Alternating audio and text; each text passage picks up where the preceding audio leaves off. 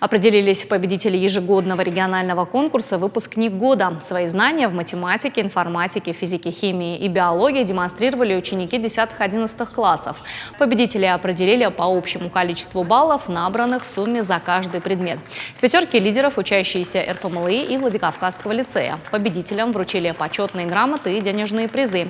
Награды вручили и учителям. Конкурс «Выпускник года» проходит в республике уже в 26-й раз. Организатор — Североостинский региональный общественный фонд поддержки образования «Кредо знания».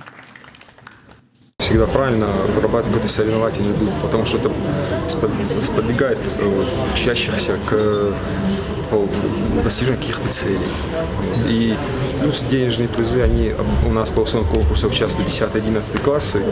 И хотя в этом году у нас 10 классы побили на первом месте, 10-классник, но это небольшая помощь для дальнейшего участия.